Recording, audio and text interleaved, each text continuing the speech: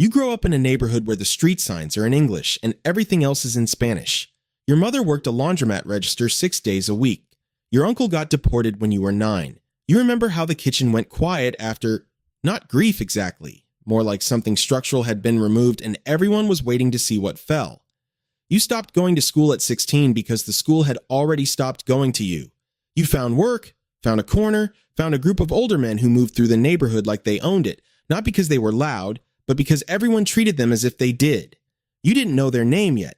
You knew how you felt standing near them, like something that had been waiting to click into place finally did. The Latin Kings were not invented on a street corner. They started in Chicago in 1954 in Humboldt Park, built by Puerto Rican and Mexican men who were getting beaten by police and ignored by every system designed to protect them. They didn't form a gang. They formed what a community forms when nothing else exists to protect it. That distinction mattered once. It still explains everything. The first time you see them, you don't know any of that. What you see is a group of men standing outside a corner store on a Tuesday afternoon. Not dealing, not loud, just present. A landlord who'd ignored a family's broken heat for 3 weeks fixes it after one of them makes a phone call. Nobody explains the connection to you. You watch it happen and file it. The man who approaches you is named Hector. Mid-30s, works an auto shop on 26th, talks to you like you're worth talking to, which is its own kind of offer. He explains the crown. 5 points: love, respect, sacrifice, honor, obedience. Colors black and gold. Black for death, gold for life. The organization calls itself the Almighty Latin King and Queen Nation, and that word, Bahala over the Almighty, is deliberate. This is not a crew. This is a people with a flag and a history and a body of written law called the King Literature, studied and recited the way you'd study scripture. Hector says the nation has chapters in 30 states, tens of thousands of members, a legacy that once ran alongside the Young Lords, organized against police brutality, operated as much like a civil rights organization as anything else. Nobody's asked you for anything yet. That's the part that should tell you something. It happens on a Friday night in a garage off Pulaski. No ceremony of arrival, just why she stopped. Just Hector telling you to show up at 10 and you showing up. 7 men in the room. You know 2 of them. The violation lasts 30 seconds. Controlled, not chaotic, fought 3 of them in turns. You don't fight back. That's the point. The test isn't the pain. It's whether you absorb it without breaking, without making a sound, without deciding you made a mistake. You don't. Immediately after, Hector hands you a cloth and tells you to repeat the oath. The words are memorized, not read. They sound like a prayer because they are structured exactly like one, the same rhythm, the same demand that you place something larger than yourself at the center. You say it and you mean it. That is the most dangerous part. The hierarchy comes next. The chapter leader holds the title of Inca, a word pulled from pre-Columbian civilization on purpose, not by accident. Below him, the cacique. Then enforcers, soldiers, ranks descending with names that insist on the same thing. This is a nation, not a corner operation. The vocabulary does real work. Hector puts a hand on your shoulder. Amor de Rey, he says, love of the king. It is a greeting, a farewell, and a loyalty test pressed into 3 words. You will hear it hundreds of times. The first time, it feels like being let into something that has always existed and was simply waiting for you to arrive. Then he tells you the first rule. What happens inside stays inside. He frames it as honor. It functions as control. Those are not the same thing. The first year inside, it works the way it was supposed to. The chapter pools $800 a month into a legal defense fund. When a member gets picked up on something minor, a lawyer appears within hours. Not a public defender, an actual lawyer. When a family on the block gets an eviction notice they don't understand, someone from the chapter sits at the table and explains it line by line in Spanish. A cousin of one of the younger members needs work. 3 calls later, he's at a warehouse on the south side. The network is real. The mutual aid is real, not the brand, the thing itself. You're useful inside in ways you were never useful anywhere else. You're organized, fast, good at tracking where money and materials are supposed to go and whether they arrived. The Inca, a man named Rodrigo who speaks quietly and misses nothing, notices this. You start managing the chapter's community fund, collecting dues, recording amounts, keeping the ledger clean. Rodrigo runs the operation the way a regional manager runs a territory. Monthly meetings with written agendas, accountability by block, resources allocated based on output. Brotherhood is the language. Revenue is the product. Then one evening he asks you to hold a box overnight. Keep it in your apartment. Don't open it. Someone picks it up Tuesday. You don't ask what's in it. You've already learned that choosing not to ask is its own kind of answer. The chapter studies the King literature the way you'd study a catechism. Passages memorized, debated, recited at meetings as proof of belonging. You memorize yours. You recite yours. You keep the box on the shelf and wait for Tuesday. 3 Kings Day falls on January 6th. The chapter throws a party in the basement of a community center on 26th Street. Folding tables, someone's grandmother's tamales, children running between the legs of men with crown tattoos on their necks. The music is loud enough to feel in your chest. Hector is there with his wife and his 2 daughters, and he looks like a man who has everything he needs inside one room. You stand there for a few hours and feel exactly what was promised. Not a gang, a people, a history that runs back further than any of this, wearing it like it means something because it does. For one night, the crown is identity and not threat, and the 5 points mean what they were originally meant to mean. And you are part of something that the neighborhood recognizes and the city ignores and the federal government monitors. And that combination, locally real, officially invisible, feels like a specific kind of freedom. Hector finds you near the end of the night. He says the nation was here before either of you and will be here after. It sounds like a promise. It is one. It's also a price tag. A member named Santos gets picked up in February. Distribution charge. Enough product for serious federal time. The chapter makes the promise loudly at the next meeting. Family covered, lawyer arranged, commissary handled. Santos has a wife and a 7-year-old daughter who draws pictures of him. First month, the money arrives on time. Second month. Month 3, it's short. By month 5, it stops entirely. Santos's wife calls the chapter. Nobody answers. You start sending $400 a month out of your own cut. You don't tell anyone. Not charity, insurance, because if it happens to you, you need to believe someone would do the same. You're probably wrong about that. You're in a car you didn't ask about on a Tuesday night, going somewhere you haven't been told. That's already the answer to a question you never asked out loud.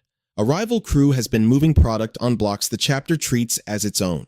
Rodrigo's first response is presence, measured, deliberate, staged. You ride along. You stand outside a building on a corner while 2 members go inside for 11 minutes. No confrontation, no noise. You are a body communicating a fact. Nothing happens. Technically, you did nothing. You tell yourself you just stood by a car, didn't touch anyone, didn't say a word. The rationalizing gets easier every time you run it. That's the part that should worry you. A member named Cruz starts raising questions at meetings about where certain fund money is going. He does it twice. The second time, Rodrigo listens, nods once, says nothing. The following week, Cruz loses his position managing collections, a route he's held for 2 years, and gets moved to driving. He stops asking questions. He stops coming to meetings 3 weeks after that. Nobody explains where he went. Nobody asks. The oath said obedience. You thought that meant to the nation. It means to whoever runs it. Your girlfriend Carmen starts noticing things without naming them. Late calls, cash she can't account for, a man she doesn't recognize sitting in your kitchen on a Thursday morning. The silence between you starts to have weight. Your mother calls. She's heard something. Small neighborhood, long reach. She asks you one question. You say no. She's quiet for a long time. Then, your uncle didn't think he was making choices either. He thought he was just showing up. She hangs up. It's the most accurate thing anyone has ever said to you. You sit with it one night at your kitchen table and do the numbers. 4 years as a member. In that time, roughly $340,000 in cash moved through the chapter's community fund on paperwork that exists only to exist. 3 incidents where your physical presence makes you a party to conspiracy under federal statute. The car, a collection stop that turned into something else, a meeting where decisions were made and you were in the room. Stolen property held twice. One lie to a police officer during a routine stop, small and reflexive, the kind you didn't even register as a choice. Under 18 U.S.C. Section 521 under RICO enhancement, each of those items is a tile. Together, they are a picture someone is already assembling in a filing cabinet, somewhere with your name on the tab. The crown tattoo on your forearm isn't just ink. It's a confession you wear in public. Every meeting you attend, every block you stand on in chapter colors, is another frame of documentation someone is collecting. Your entire adult life reduced to a sentencing chart. Unfamiliar cars start appearing near the chapter's regular location. 3 days running, same model, different plates. A new face at a community event asks questions about your schedule that nobody asks. A member named Toro makes bail in under 3 hours on a charge that should have held him overnight. Someone is cooperating. Rodrigo feels it. Meetings move to parking lots. Phones rotate every 10 days. You go to Rodrigo and tell him you're done, not cooperating, leaving. He listens, expressionless, then he nods. Conditions: leave the crown, leave the territory, no contact with members, no contact with law enforcement. If your name surfaces in any filing, the arrangement ends. He doesn't say what that means. He doesn't need to. You land in Milwaukee. Nobody sent you there. You drove until Chicago was far enough in the mirror and stopped when the truck needed gas.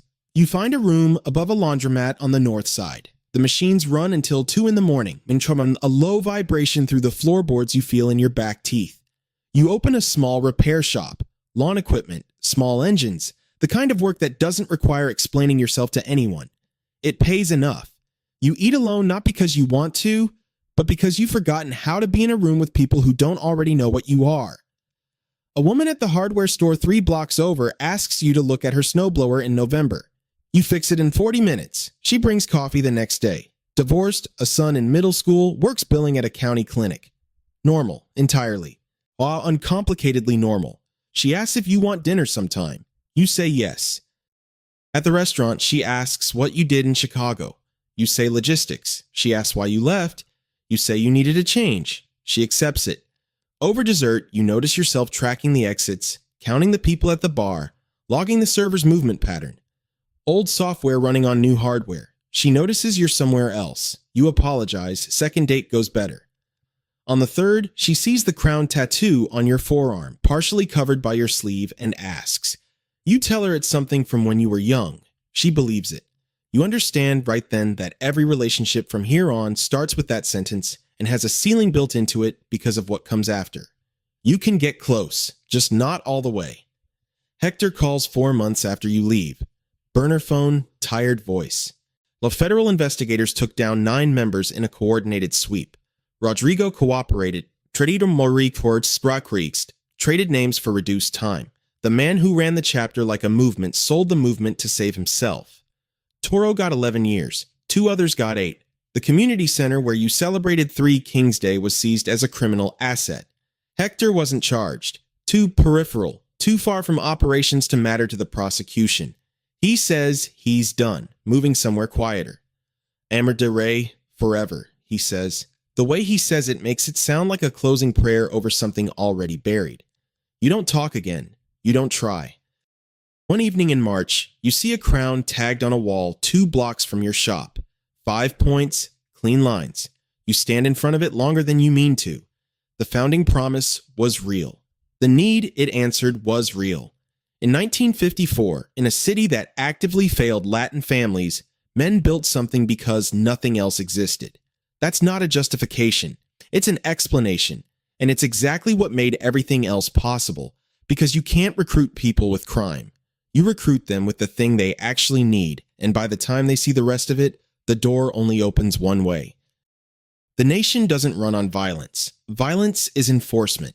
The nation runs on the need to matter, to be named, placed inside a structure, handed a crown that means you are part of something with a history longer than your own trouble. Every recruit is a kid who ate alone until someone said, "You're one of us." That's the product. The price is everything that follows, and the price doesn't stop. The tattoo on your forearm is faded now, partially covered, still there. Some nights you hear a car slow down on the street outside and your body responds before your mind does. Shoulders, jaw, the old readiness. It passes. You go back to whatever you were doing. That's the part nobody tells you about the exit.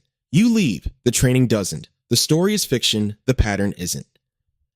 Somewhere tonight, a kid is learning what the 5 points of the crown mean and feeling something click into place for the first time. If this made you think, drop a comment, subscribe. See you in the next one.